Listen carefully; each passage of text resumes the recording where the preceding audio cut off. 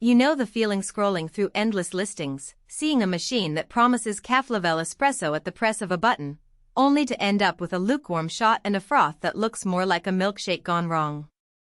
I've been there, and that's why I'm doing this deep dive before you click add to cart. The biggest mistake people make is buying based on glossy photos and buzzwords, then discovering the daily reality is a lot less impressive. So let's walk through what the Jura 15,559 times 10 to the power of 6 actually does in a real kitchen, and why you might want to skip it or keep it on your shortlist. Link is in the description if you want to check the product details on Amazon.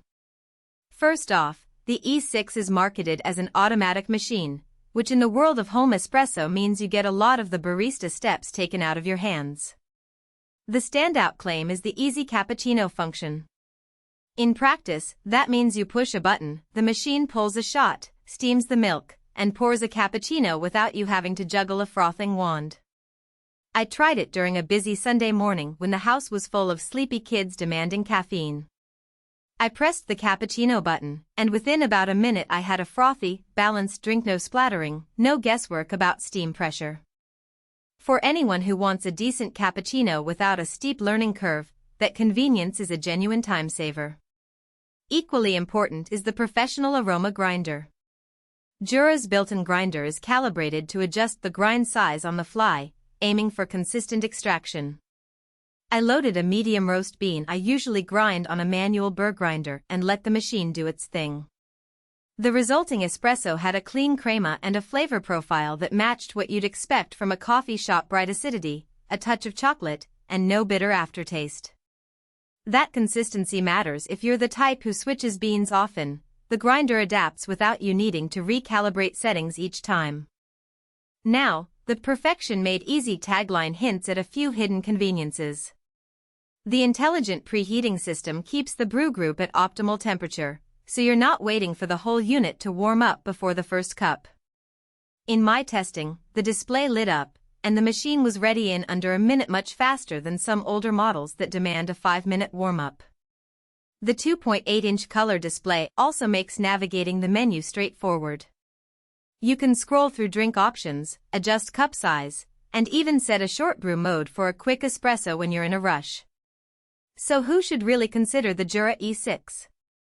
If you're a household where coffee isn't just a weekend treat but a daily ritual, and you want the luxury of a cappuccino without mastering milk texture, this machine fits nicely. It shines in offices or shared spaces where multiple users can pick a preset drink and walk away. It's also a solid pick for coffee enthusiasts who like to experiment with different beans but don't want to spend hours dialing in grind and temperature each time. The automatic cleaning cycles, which are built into the software, keep maintenance manageable for people who would otherwise let the machine collect residue out of sheer inconvenience. On the flip side, there are clear reasons to walk away. First, the footprint is noticeable. The piano white finish looks sleek, but the base and water reservoir take up a good chunk of counter space. If you live in a small kitchen or share a countertop with other appliances, you'll need to plan where it sits. Second, while the automatic milk system is great for cappuccinos, it doesn't give you the fine-tuned control that a manual steam wand offers. If you're a latte art aficionado who likes to sculpt foam, you'll feel limited. Third, the price point places this machine in the premium tier, and the value you get hinges on how much you'll actually use the automatic functions. For someone who only drinks a plain espresso once a day, a more modest machine might deliver the same shot quality for a fraction of the cost.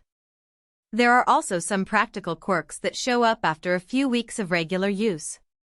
The water tank, while decent in size, sits on the side and must be refilled before you run out of steam pressure. If you forget, the machine will stop frothing mid-drink, which can be a surprise when you're in the middle of a morning routine. The milk container, part of the cappuccino system, needs to be cleaned after each use to prevent milk residue buildup. The cleaning cycle itself takes a few minutes, and you'll hear the machine pulse water through the system, a sound that can be startling if you're not expecting it.